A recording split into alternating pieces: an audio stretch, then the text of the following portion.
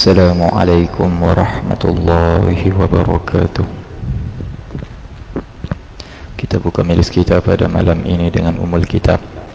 Niatkan bacaan itu dihadiahkan kepada yang pertama, junjungan besar baginda Nabi Muhammad sallallahu alaihi wasallam, para sahabat baginda, para ahli keluarga baginda, para anbiya, para mursalin, para awliya, para salihin, para alim ulama, para guru kita, para ibu ayah kita dan sekalian muslimin dan muslimat, sama ada yang masih hidup ataupun yang telah meninggalkan dunia, bisiri asrarul Fatihah. A'udzubillahi minasyaitonir rajim. Bismillahirrahmanirrahim. Alhamdulillahirabbil alamin, arrahmanir rahim, maliki yaumiddin, iyyaka na'budu wa iyyaka nasta'in. Ihdinas siratal mustaqim, siratal ladzina an'amta 'alaihim ghairil maghdubi 'alaihim waladdallin. Amin. Kita hadiahkan juga Al-Fatihah khusus buat pengarang kitab, yaitu Al-Imam Abu Abdillah Muhammad ibn Sa'id Al-Busiri rahimahullahu ta'ala wa nafa'ana bihi fid darain amin. Dan kepada para ulama yang berkhidmat kepada beliau dengan mensyarahkan dan menerangkan makna-makna baik dalam burdah, dan kepada para pelajar, para penuntut, para pencinta ilmu yang berusaha untuk memahami baik-baik syair yang dikarang oleh beliau, bisri asraril Fatihah. A'udzubillahi minasyaitonir rajim. Bismillahirrahmanirrahim. Alhamdulillahirabbil alamin.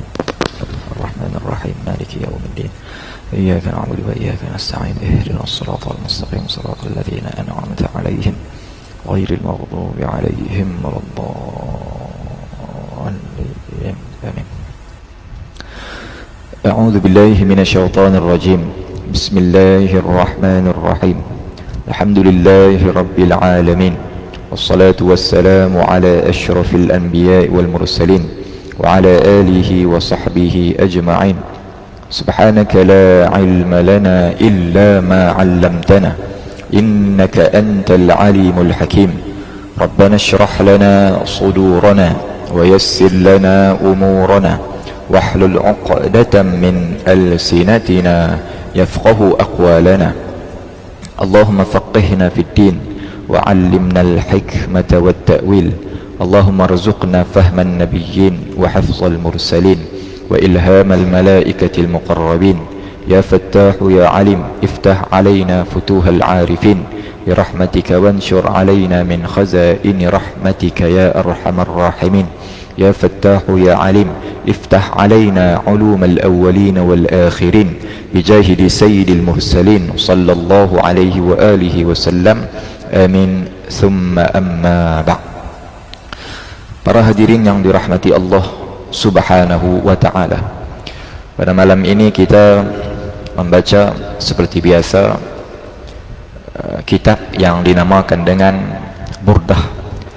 Burdah yang dikarang oleh seorang tokoh yang besar, yaitu Al-Imam Abu Abdillah Muhammad ibn Sa'id Al-Busiri rahimahullahu ta'ala, yaitu yang digelar dengan Allahumma salli ala Sayyidina Muhammad Sayyidul Muddah, Sayyidul Muddah ataupun Sayyidul Maddahin, yaitu penghulu bagi orang-orang yang memuji Rasulullah sallallahu alaihi wa alihi wasallam. Kerana kita tidak mendapati kitab yang ditulis berkenaan dengan pujian kepada Rasulullah yang lebih sohor dan masyhur berbanding dengan kitab Burdah Al-Imam Al-Busiri rahimahullahu ta'ala. Maka dengan sebab itu kita mengambil peluang untuk kita mengutip mutiara-mutiara.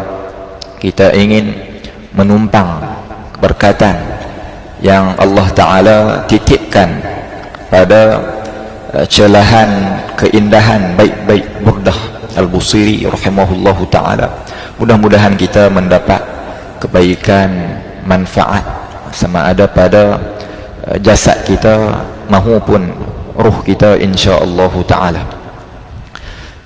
Kita pada bait yang ke-39. pada bait yang ke-39, yaitu qala al-Busiri rahimahullahu ta'ala wa nafa'ana bihi wa bi'ulumihi wa bikitabihi fid darain amin. Kata al-Imam al-Busiri rahimahullahu ta'ala, wa kulluhum min rasulillahi multamisun gharfan minal bahri aw rashfan minad diyami. Jadi pada malam ini kita ingin memahami dengan sedalam-dalam yang kita mampu dan sempat untuk kita nak menghayati bait ini. Apa maknanya? Para anbiya, ini terjemahan daripada Syekh Ahmad Fahmi Zamzam rahimahullahu ta'ala. Kata beliau, para anbiya dalam menterjemahkan bait yang kita bacakan tadi, para anbiya semuanya mengambil daripada ilmu baginda. Para anbiya semuanya, semua para anbiya, semua para nabi mengambil daripada ilmu baginda. Sama ada satu cebok daripada lautan ilmunya. Lautan ilmu siapa? Ilmu Rasulullah. Jadi lautan keilmuan Rasulullah itu diumpamakan seperti al-bahr, iaitu suatu kita kata suatu laut, satu laut yang sangat besar, yang sangat luas, jauh, sejauh mata memandang. Luasnya ilmu Rasulullah sallallahu alaihi wasallam. Jadi para anbiya yang mana mereka ini merupakan sebaik-baik umat pada zaman mereka, sebaik-baik manusia pada zaman mereka, sealim-alim manusia pada zaman mereka. Maka dikatakan oleh al-Imam al-Busiri ketika membandingkan keilmuan mereka itu dengan keilmuan Rasulullah sallallahu alaihi wasallam, maka ibarat seperti mereka hanya mengambil satu cebok daripada lautan yang luas. Itu perumpamaannya. Hebatnya keilmuan para nabi dulu, maka ilmu mereka jika nak dibandingkan dengan nabi, ibarat mereka mengambil secebok sahaja. Maknanya pun ilmu Rasulullah itu lebih luas lagi, lebih jauh lagi kedalamannya, kebesarannya. Sama ada satu cebok daripada lautan ilmunya, atau satu teguk, satu teguk daripada ilmunya yang melimpah-limpah, yang melimpah-limpah. Kita lihat luasnya ilmu Rasulullah. Orang kata apa, ibarat satu bekas yang kita isi dengan air, kan? Diisi dengan air. Dan ilmu ini ilmu, dan ini bekas, kan? Jadi kita tuang. Jadi ilmu Rasulullah itu melebihi gelas. Jadi gelas itu tidak mampu untuk menampung jumlah ataupun volume air yang berada dalam botol ini, sehingga kan melimpah keluar air tadi. Maka orang-orang yang berada di tepian, orang-orang yang datang setelah itu mampu juga untuk menghirup sedikit daripada keilmuan Rasulullah sallallahu alaihi wasallam. Yang kita lihat keilmuan itu diturunkan kepada siapa? Diturunkan kepada para sahabat, diwarisi oleh para tabi'in, diwarisi oleh para tabi'in, dan diwarisi oleh manusia setelah itu dan sehinggalah sekarang.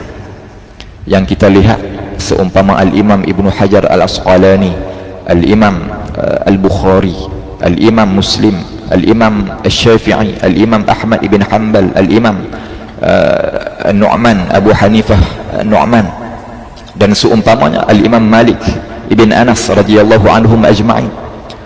Luasnya ilmu mereka kerana mereka mendapat percikan-percikan, lebihan-lebihan ataupun limpahan-limpahan daripada keilmuan Rasulullah sallallahu alaihi wasallam yang terlalu luas, sehingga mampu diambil dan dihirup dan dikutip dan dicebok oleh sesiapa sahaja tanpa mengurangkan walaupun sedikit keilmuan Rasulullah sallallahu alaihi wasallam.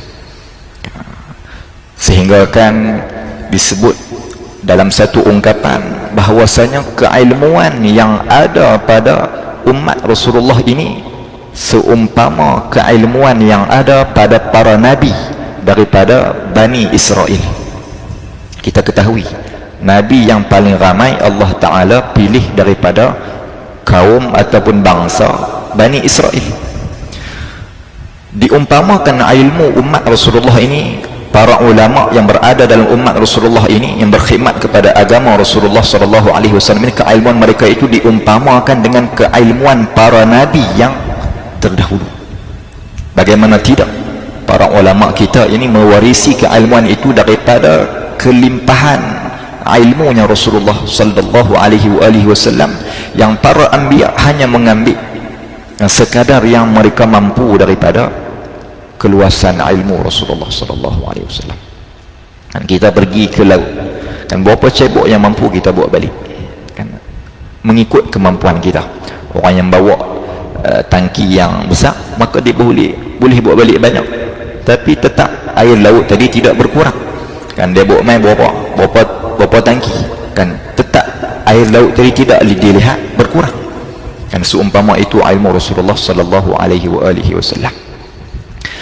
Dan setelah Rasulullah SAW wafat, maka Rasulullah meninggalkan kita kata beberapa harta, seperti adalah sejumlah kita kata wang daripada perak dan juga dirham, emas.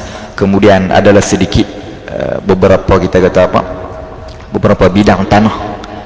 Kemudian adalah Nabi tinggal unta, Nabi tinggal keldai, tak banyak.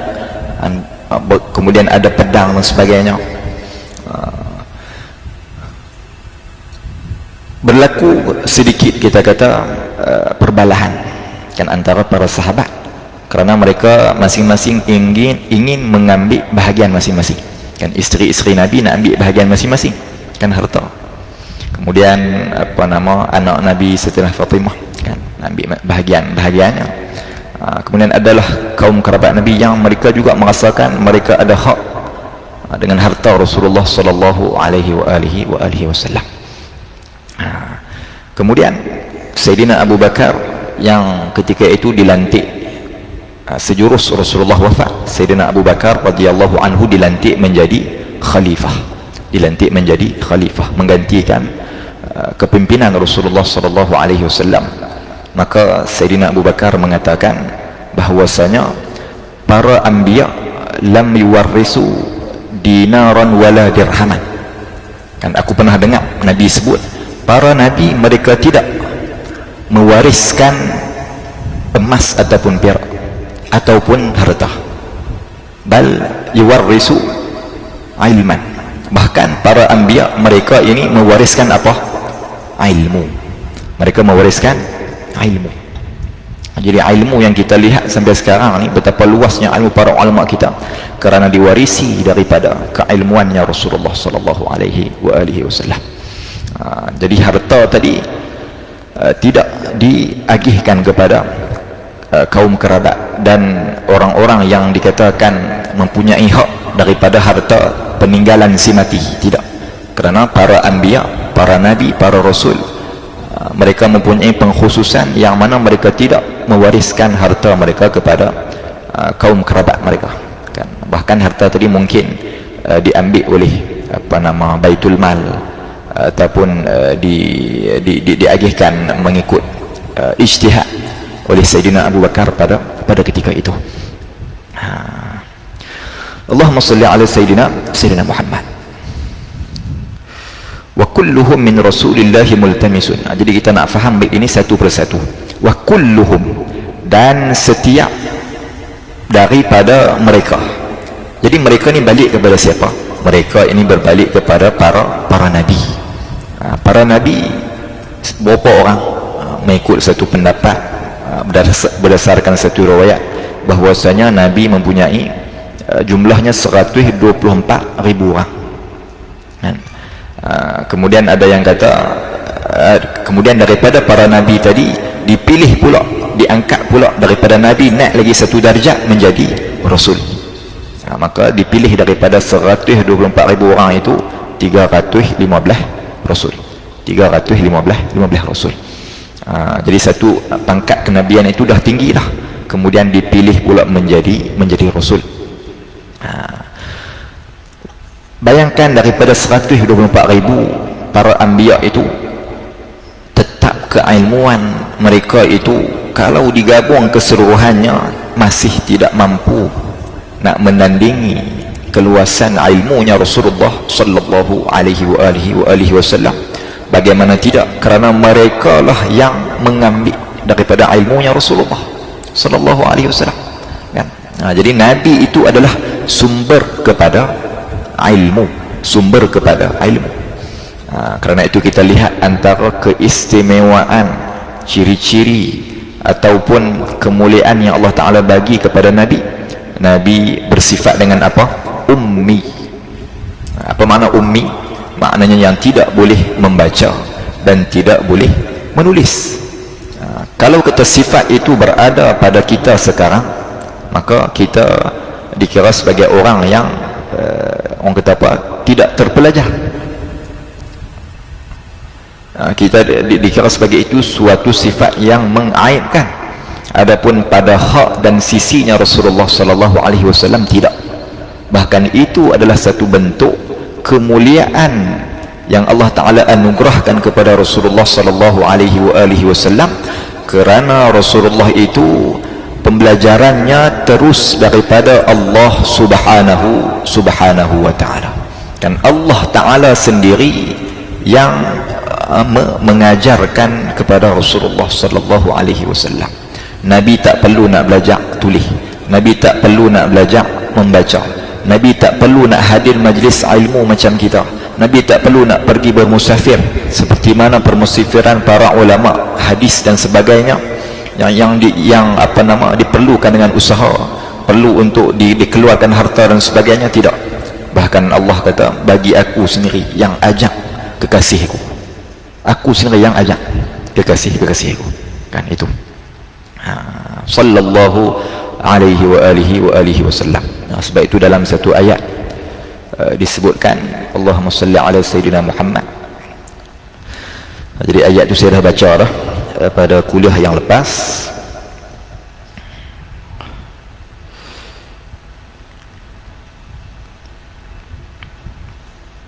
Yang mana Allah Ta'ala kata, wa anzalallahu alaikal kitaba, Allah Ta'ala turunkan kepada engkau wahai Muhammad, wahai kekasih Allah, al-kitaba, Al-Quran.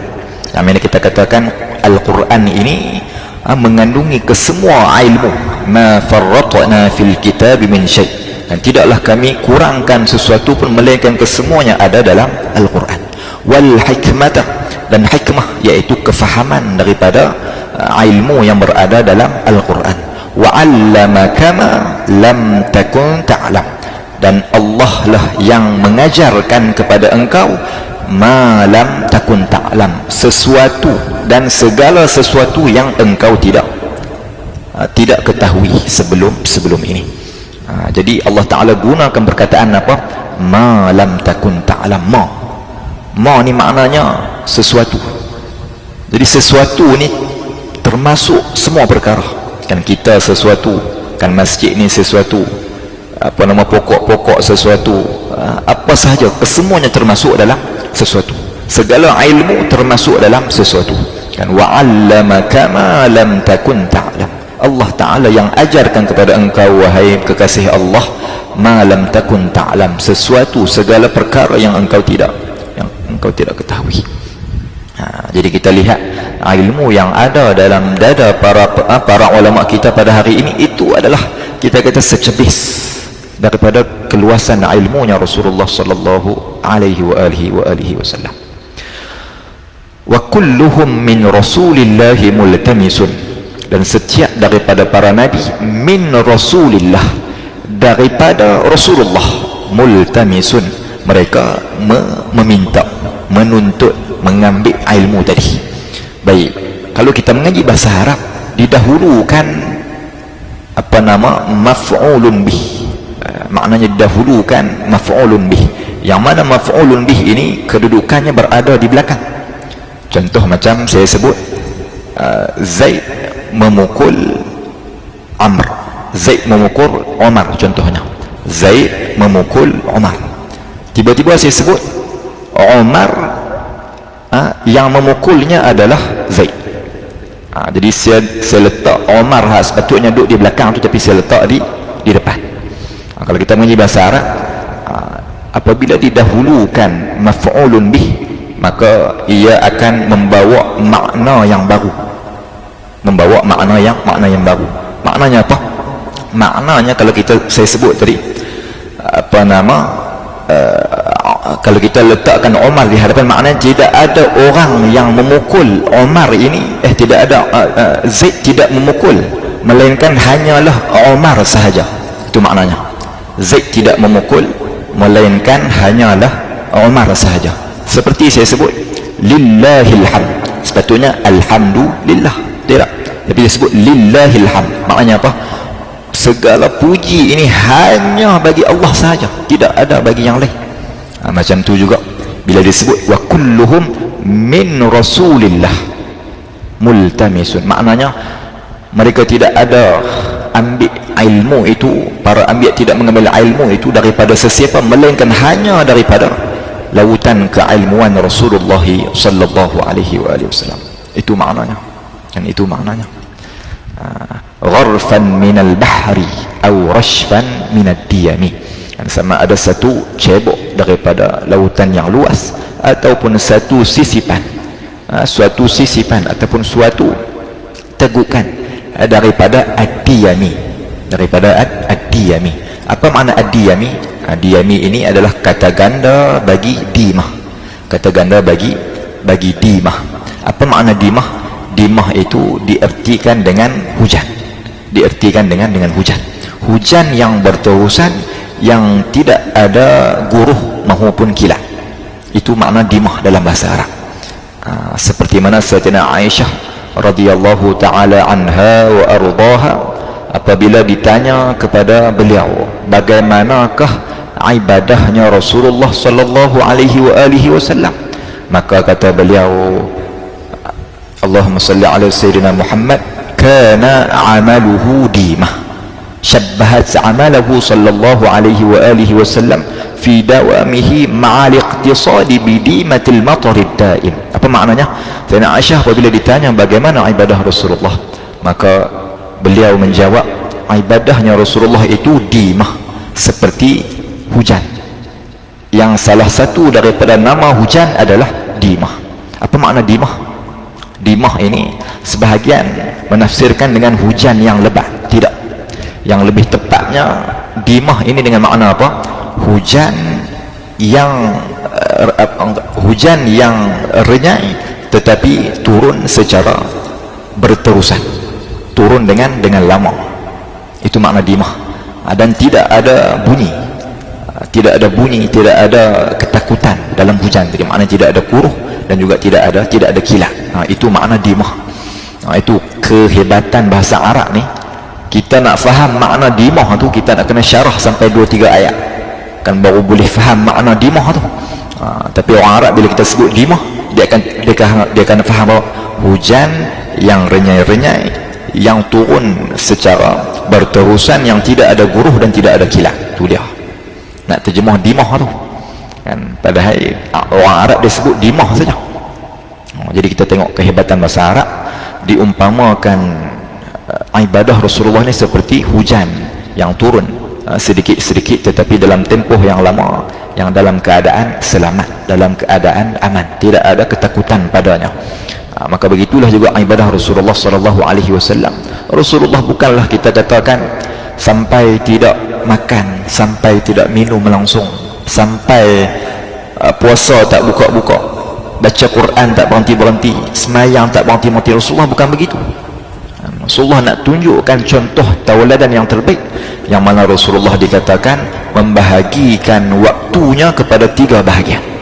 Membahagikan waktunya kepada 3 bahagian. Waktu yang pertama untuk Allah subhanahu wa ta'ala, untuk ibadah kepada Allah subhanahu wa ta'ala. Kemudian waktu yang kedua untuk ahli keluarga, untuk ahli keluarga. Dan waktu yang ketiga dibahagikan kepada siapa? Untuk umat baginda sallallahu alaihi wasallam.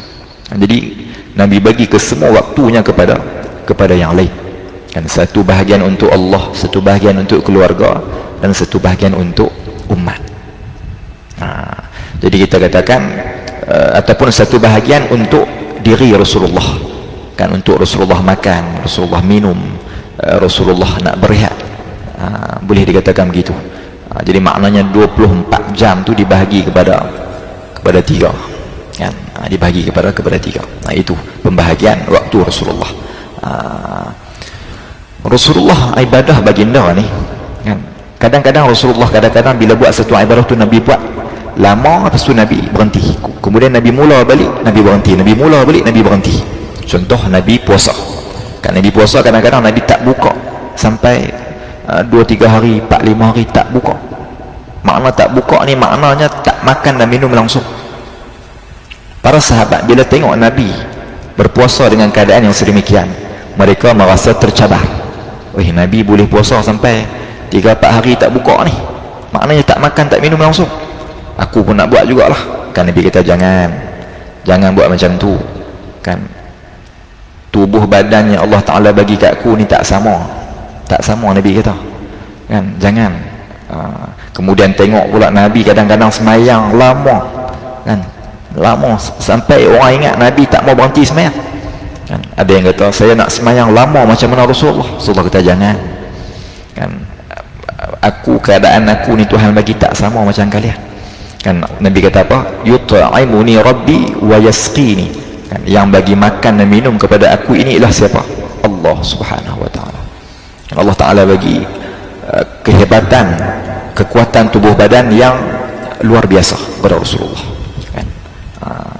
Dan puasa yang sebegini adalah haram bagi umat Nabi sebab kita tak mampu, kan. Adapun Rasulullah boleh, kan, puasa 4-5 hari 6 hari tanpa makan dan minum. Sedangkan kalau kita ikut kajian doktor ni, manusia boleh bertahan tanpa makanan berapa hari? Seminggu tak silap, seminggu. Kok ada doktor ni seminggu tak silap. Kalau kata ayam boleh bertahan tanpa 3 hari, itu maksimum manusia biasa. Ayam boleh tahan 3 hari tanpa minum air langsung, tu kira maksimum lah. Kalau makanan 7 hari. Sebab itu ada orang buat puasa puasa makanan saja, kan, dia minum air tapi makanan dia tak makan. Sebab makanan ni dia boleh sampai 7 hari. Ada yang buat macam tu. Dia puasa, dia minum air saja, makna dia tak puasa betul lah, kan. Dia puasa juga tapi dia minum air.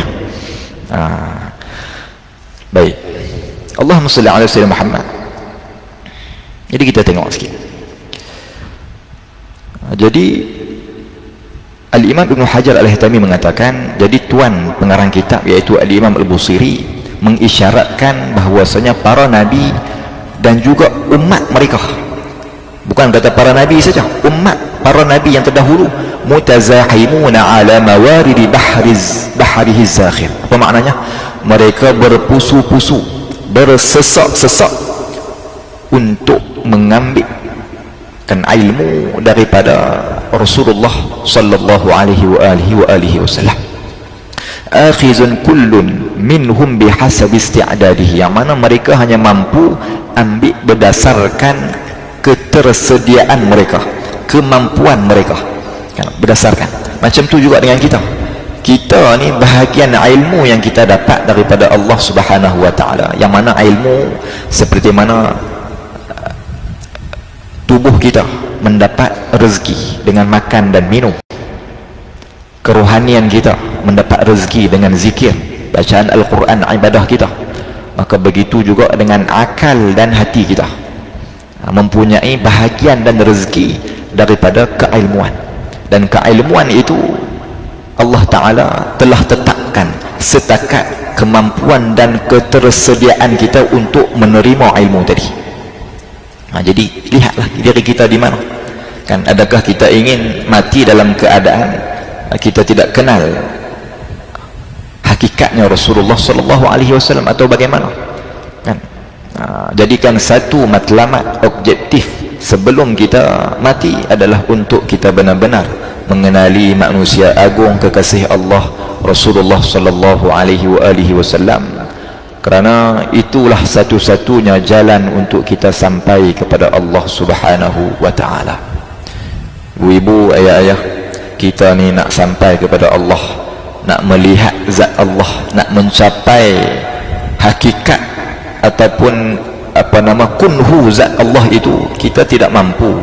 Hatta di hari akhirat yang dikatakan kita boleh tengok Allah tu, para ulama kita sebenarnya kita belum lagi melihat hakikat zat Allah pun. Allah Ta'ala hanya pancarkan sebahagian daripada hakikat zatnya sahaja, bukan keseluruhannya, bukan hakikatnya lagi. Jadi bagaimana kita nak sampai kepada Allah itu? Maka melalui jalannya Rasulullah. Kerana apa? Kerana Rasulullah itu adalah rahsia terbesar dan teragung Allah. Itu maknanya sejauh mana kita kenal Rasulullah, maka sejauh itulah perkenalan kita dengan Allah. Sejauh mana hubungan kita dengan Rasulullah, maka sejauh itulah hubungan kita dengan Allah. Kan sekuat mana ta'alluq, pergantungan hati kita dengan Rasulullah sallallahu alaihi wasallam, maka sejauh itulah, sedalam itulah ta'alluq, pergantungan hati kita dengan Allah subhanahu wa ta'ala. Kerana Allah itu kita tidak mampu untuk dilihat, tak mampu nak didengar, tak mampu nak disentuh, tak mampu bahkan dengan bayangan akal, fikiran, hatta hati kita tak mampu nak membayangkan hakikat Allah subhanahu wa ta'ala.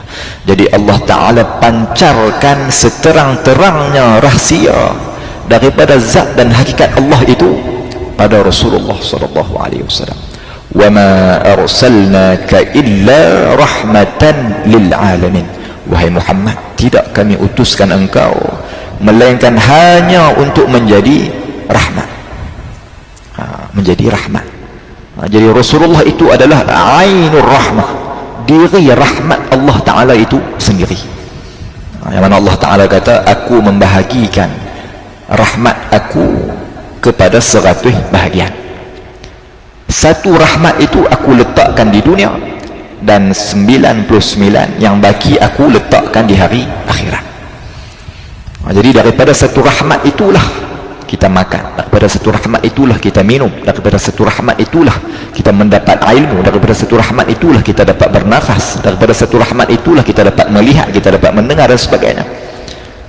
Innama ana qasim wallahu yu'ti. Nabi kata, sesungguhnya akulah yang bahagikan keilmuan, rezeki, akhlak yang baik dan sebagainya. Wallahu yu'ti, dan pada hakikatnya Allah Ta'ala lah yang memberikan. Itu yang perlu kita faham. Rahsia agung Allah tu ada pada Nabi. Kita nak cari tak mana, kita nak cari zat Allah, Pak Long sampai mati, hidup berapa kali pun kita takkan jumpa. Tak jumpa. Allah Ta'ala letak tu pada Nabi sallallahu alaihi wasallam. Jadi cari Nabi, cari Nabi. Jadi cukuplah setakat itu yang mampu kita sebutkan. Mudah-mudahan ada kebaikan, ada manfaat yang kita ambil. Kesempurnaan dan kebaikan itu hanya daripada Allah Subhanahu wa ta'ala. Kekurangan, kelemahan itu daripada diri saya sendiri. Saya mohon maaf jika ada terkasar bahasa. Lanjut bicara, aqul qawli hadza wa astaghfirullah li wa lakum. Subhanakallahumma bihamdik, asyhadu an la ilaha illa anta, astaghfiruka wa atubu ilaik. Bismillahirrahmanirrahim. Wal 'ashr innal insana lafi khusr illa alladhina amanu wa 'amilus shalihat wa tawassaw bil haqqi wa tawassaw bis sabr. Wassalamu alaikum warahmatullahi wabarakatuh.